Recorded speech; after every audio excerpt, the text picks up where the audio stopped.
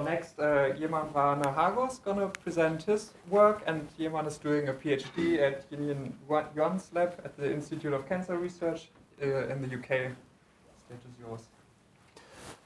Thank you, Nico. Today I will present my work, Deep Learning to Decipher Multispectral Immune Landscape of Follicular Lymphoma. You don't see it in talks, follicular lymphoma too much, and I will give a little bit introduction for that. Follicular lymphoma is the cancer of the lymphatic system, and it mainly affects B lymphocytes. And one of its main characteristics is the abnormal B lymphocytes. They get grouped and they form some follicle-like structures, like here. So these are the follicles or the germinal center, and the region within and outside the follicles, they have some morphological difference. As you can see, this is an image of CD8 staining of a tissue section, and most of the CD8 cells are outside the follicles. In terms of figures, follicular lymphoma is the second most common type of non-Hodgkin lymphoma. And in the UK, each year, around 2.6K people are diagnosed with this type of cancer, and it's mostly common in the older community. So like any cancer type, the microenvironment plays a crucial role in the disease development, and specifically macrophages, NK cells, and some dendritic cells. They have important contribution in the growth and survival. So these different cell types, they are involved in activating and deactivating the pathways that are involved in the disease progression. And there are many studies in literature that investigate how these different cell types affect the progression of the disease, but they have some controversial results. So these controversial results could be partly due to the different patient characteristics, and there is also a standard image analysis, which are rigorous, tested on different images that people in different labs can use it. Secondly, most of the previous studies, they considered the microenvironment as one homogeneous ecosystem, but as you can see in this picture, the region within and outside the follicles, it's different, and it deserves to be analyzed separately. So, sorry, can you explain what these bottles are doing there? You mean here? No, in this picture there are bottles.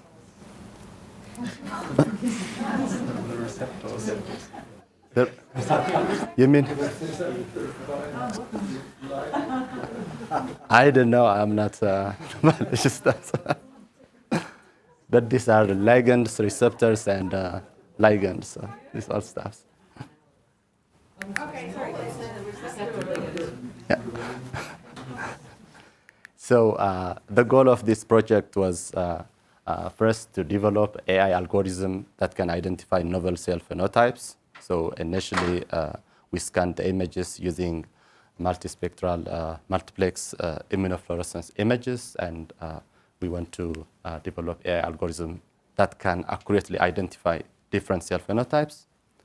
Secondly, we want to analyze the region within and outside the follicle separately, and we want to identify cell subsets within these regions that can predict the relapse of the disease after the patients were given certain treatment. And one of the main advantages of having this tissue slides is we have also the spatial information, how the cells are situated next to each other within the slide, so that we can do spatial colocalization, and how this colocalization is associated with the clinical outcome of the patients.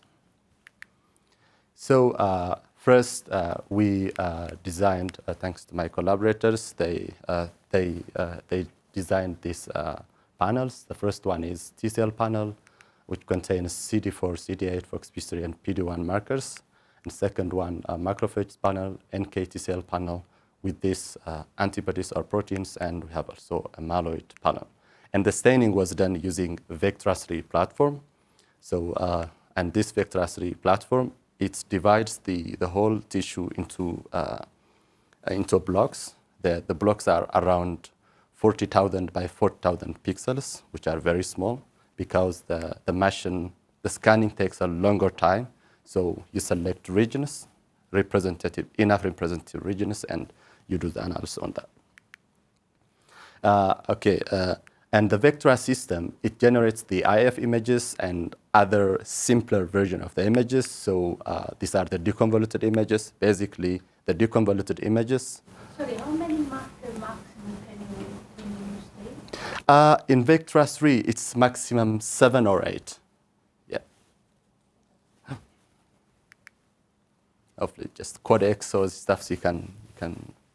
But then it's the same tissue, you wash it off and you stain it? It's like neighboring. They are consecutive sections.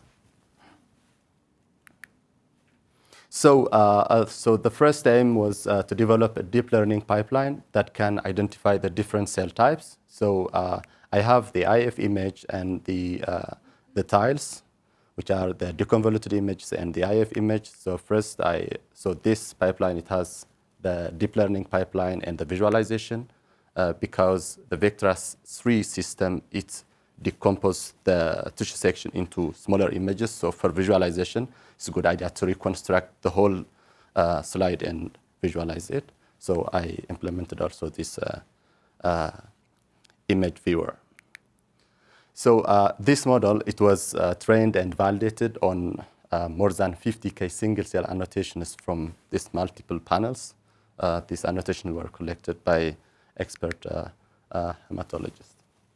So to go a bit deeper in the model, so first there is cell detection. So for cell detection, I get a smaller part of the image and I applied concordinate. Basically this concordinate is a deep learning model that identifies the location of the cells within the slide.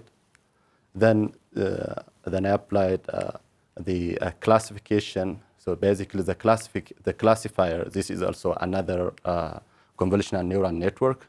It takes a region around the cell, which is detected by this model, and it will generate the probability of this cell being positive for that marker or negative. Then after some threshold, it will be either positive or negative. So after that, I have the co-expression analysis. Initially, so in this co-expression analysis, then I will ask, does the given cell express multiple markers? Is it negative for marker 1, positive for marker 2? So for this all. So basically, using the cell detection and classification, I identified the markers, the cells which are positive for the markers, and since these images, the deconvoluted images, they are aligned with each other, so I can map the detection into the same panel, and I can identify the markers that are overlapping or not. In that way, I can get the cells which express multiple markers or single markers. You set thresholds to decide whether marker is positive? Yes. So the distance is, it was 1.5 microns. So basically, lymphocytes, their diameter is approximately 6. They are 6 microns. So we assume like if we set a distance threshold a little bit smaller than the diameter of lymphocytes, it will be all right. What do you mean a distance threshold? A distance between what and what? The distance between the markers here, because the detection, the cell detection was done on these separate images, and then I am combining them here. So to say if these two markers are overlapping, I need to set... Overlapping within one cell? Yes. Yeah. But I think the question was about saying whether the marker is positive or not. But so the expression, they have a... Oh, okay. So here, basically the model generates the probability of being positive or negative. And using the validation set, I think the probability was, if the probability is greater than 0.7, it's positive. It's smaller than, it's negative. So this was, yeah, it was optimized, maximizing F1 score of the classifier. Sorry, one more question. So do you expect like variance in the distribution of expression level across the entire image, right? Because you could imagine that you can have like much brighter expression, like colors in one area, and then lower, especially if there's high density for the IF, you can have like this amplification. They tend altogether to be just very bright. Yes, yeah. And when you slice it like this and you give it to your classifier, it doesn't know about it, which area does this image come from. So it may, because it doesn't know, then it can. So basically the question is, did you like normalize this across the tissue, or well, the model to this? Yeah, the intensity can vary depending on the setting of the machine, or even images from different centers. They can have they can look a bit different, but somehow in this project, what I did is first, before collecting the annotation, I had a look at the images, and so I have to send to my collaborators like can you annotate these images? So when I select these images, I make sure, I incorporate this variation. Like some of the images, they are very strong expression. Some of them, they have very just kind of suboptimal expression, so that the model will learn to identify this type of markers. Yeah, but it's always, when we train these deep learning models, it's always a good idea to have data from multiple centers to incorporate how the setting of the machines will affect the intensity of the markers. So, so the message here: multiplex panels from multiplex images from different panels. They could have a different number of markers or different color. And as we know, in computer vision, color or the intensity is one of the discriminating feature. So, and in the deconvoluted images, they always looked similar, which is either positive or negative, and positive is brown. So in this pipeline, I choose to apply deep learning on DI because the DIs are very simple, so that it will be easy for the machine learning algorithm as well. And it will be also generalizable to other panels because the DIs are the same in the other panels as well, and it's also scalable and less prone to class imbalance. So, so the model was trained data from the T-cell panel, and on this data, on separately held test data, it achieved accuracy greater than 99%, and sorry, the AUC was greater than 99%, and the accuracy was around 98%. And this is how, these are the features that the deep learned, and for visualization purpose, I sampled them so that I display a few of them. So these are the positive and negative, and this is the sample image with their corresponding cell phenotypes. Okay, so because the model was trained on T-cell panel, and before applying it to other panel, I validated it if it works there or not. So I collected some single cell annotations here as well, around 10,000 single cell annotations from the data that was not seen during the training. And again, in this data, the accuracy was comparable to the original data set. And the maybe we have to move the questions to the way to the restaurant, otherwise we're running till the late. Good job. Okay. Okay, and then I developed also a graphical user interface, a kind of a software so that people with less programming experience can use it. So it has a deep learning pipeline with all these parameters and also the visualizers, this all. And I evaluated it, the speed of cell detection. So I tested it on 24 slides, and the average time, cell identification time, was less than half an hour. And with these slides, they had at least 4 million single cells. So the algorithm will detect at least 4 million cells within half an hour. And the reconstruction of this image from the tiles was also very fast. In average, it was around 0.07 minutes. And there are some existing softwares publicly available, and this algorithm was at least 4 times faster than this existing softwares, so that it can be reliably used. So to analyze the region within and outside follicle separately, first I developed a tissue and follicle segmentation algorithm. So the follicles were manually segmented by experienced hematologists, and I used image processing to segment the tissue. So after that, I analyzed the region within and outside the follicle separately, and the data shows decreased interfollicular CD8 positive, FOXP3 positive cells is associated with relapse. So the relapsed patients, actually the patients, we had 32 patients, and from 32, 15 of them, they relapsed in average around 3 years. And these relapsed patients, they showed lower number of cells per unit area in the outside follicles. And in terms of survival, patients with high number of this cell type, the time to progression was longer than the patients which have lower amount of this cell type.